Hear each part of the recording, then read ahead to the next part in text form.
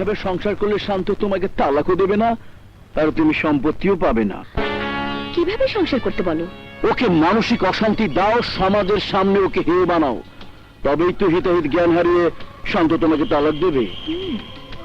আর সব সম্পত্তি আমাদের হবে। তুমি 50, আমি 50। তুমি শুধু পরিকল্পনা করেই 50 চাও? আর এই চান্দা বেবি, পরিকল্পনাই তো আসল। যুদ্ধে সাধারণ সৈন্য মরে, আর পদক পায় অফিসার। নিশা, তুই আমাকে সাধারণ সৈন্য ভাবলি? সময় আসুক তখন বুঝবি অফিসার কে। কি ভাবছো? কিছু না, ঠিক আছে, তোমার কথাই রইল। আমি আসি। শান্ত, তোর জীবন থেকে সুখ কেড়ে নিয়েছি, এবার কেড়ে নেব তোর সম্পত্তি। সবই তো শুনলে, বলো এখন কি করব? খুব কষ্ট লাগছে শান্ত, সাদাসিধা মেয়ের মধ্যেও গলত পেলে তুমি। তোমাকে ত্যাগ করে আমি যে কি হারিয়েছি আজ তা বুঝতে পারছি। আমাকে আমাকে মাফ করে দাও। এসব বলে লজ্জা দিও না শান্ত, আমি তোমার ভালো বন্ধু ছিলাম, এখনো আছি, ভবিষ্যতেও থাকবো। শর্মিলা, সেই বন্ধুত্বের দাবি নিয়েই বলছি, এই বন্ধুত্বকে চিরস্থায়ী করার জন্য অন্যভাবে ভাবা যায় না? বন্ধুত্ব সোনার মতো, আর যে সম্পর্কের কথা বলছো তা হীরার মতো। হীরা যদি ভেঙে যায় তার মূল্য শূন্য হয়ে যায়, কিন্তু সোনা যত টুকরাই হোক না কেন, আগুনের পরশে তা আবার নতুন হয়ে যায়। তাই ভালো হয় আমরা শুধু বন্ধুই থাকি।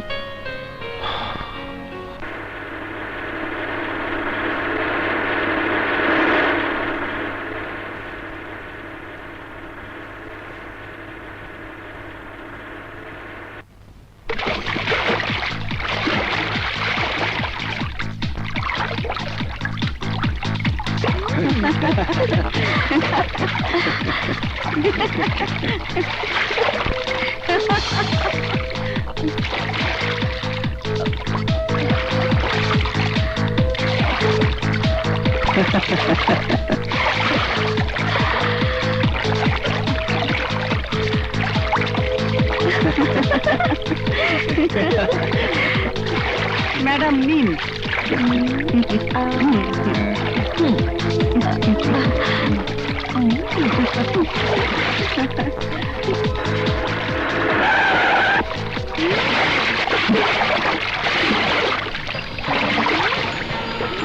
দেখাচ্ছি মজা।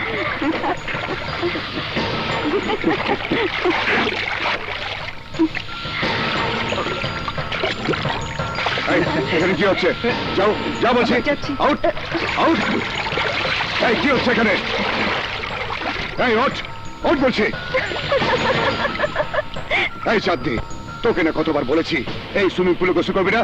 ওঠ। মা কোথায়? মা মিটিংয়ে গেছে, তাই মজা করে একটু সাঁতার কাটছি। এই ওঠ ওঠ বলছি, তা না হলে। এই না উঠলে কি করবি? কি করবি তুই? এতক্ষণ তোর কথা আমি মুখ বুঝে সহ্য করেছি। এই বাড়িটা আমার, আমার বাড়িতে আমি যা ইচ্ছে তাই করব। ভালো হবে না চাঁদনি, এখনো বলছি উঠায়। বাড়ির চাকর চাকরানির সামনে গোসল করতে লজ্জা করে না তোর? লজ্জা? লজ্জা আমার কেন করবে? লজ্জা তো তোর করা উচিত। ঘরে সুন্দরী বউ রেখে খোলা পার্কে বসে শর্মিলার হাত ধরে ভালোবাসার কথা বলিস। শর্মিলা, আমি তোমাকে ভালোবাসি। ও এই কথা? আমি আমি শর্মিলাকে বিয়ে করব। এই দেখার মতো হাসিস কেন? হাসছি তোর কাণ্ড জ্ঞান দেখে। এক বিয়ে করি বোর জ্বালা তোর আমাশা হয়ে গেছে, আরেকটা বিয়ে করলে তোকে তো খুঁজেই পাওয়া যাবে না। যা ঘরে যা, আমি আর একটু সাঁতার কেটে ঠান্ডা হয়ে আসি। তুই আমার মেজাজটাই গরম করে দিয়েছিস। আরে ঘরে না, ঘরে না, থানায় যাচ্ছি। তোকে জেলে পাঠানোর ব্যবস্থা করছি। আমাকে জেলে পাঠাবি? চেষ্টা করে দেখ শালা। হোটেল ক্লাব ছেড়ে এখন ভদ্রলোকের বাড়িতে ঢুকেছে, আরো আগে বলবি না? ইজ্জতের প্রশ্ন, এমন গ্যারাকলে আটকে গেছি সবাইকে বলতে লজ্জা করে। ইয়া, সমান বাঁচিয়ে হুম। একটা কিছু কর। ঠিক আছে দোস্ত, চিন্তা করিস না। শালিকে এমন কেসে ফাঁসাবো, জেল তো খাটবেই, শালিকে ব্যবসাও গুটাতে হবে। হাবিলদার! Yes sir. ওনার সঙ্গে যান, ওনার বউকে তুলে নিয়ে আসুন। কাকে তুলে আনবো স্যার? কানে কম শোনেন নাকি? শান্ত সাহেবের বউকে তুলে নিয়ে আসুন। Okay sir.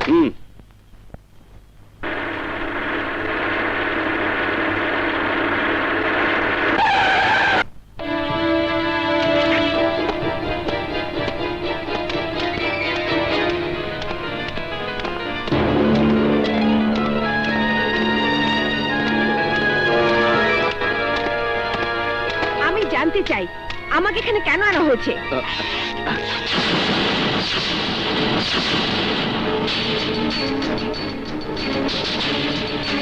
আরে চান্দা, তুই এখানে?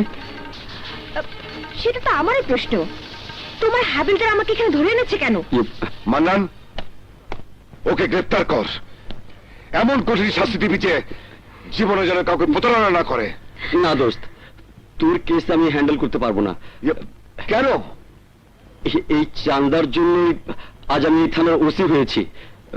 ওর হাত অনেক লম্বা দোস্ত। ওর সুপারিশেই আমি দুধাপ প্রমোশন পেয়েছি। দোস্ত, আমি চাই না চান্দাকে খেপিয়ে আমি খাগড়াছড়ি ট্রান্সফার হই। তোর অন্য যে কোনো কাজ দিয়ে আমি করে দেবো। আমার কাজ আছে, আমি চলি। তুই বোনের বাসা যা। শোন, মিস্টার শান্ত, তোমার দৌড় ওই হাবিলদার আর ওসি মান্নান পর্যন্তই। আমি ইচ্ছে করলে এই মুহূর্তে তোমাকে জেলের ভাত খাওয়াতে পারি। আর তোমার টেনশন আমি বুঝি। তালাক দিচ্ছ না কেন? ও, ফকির হয়ে যাবে তাই?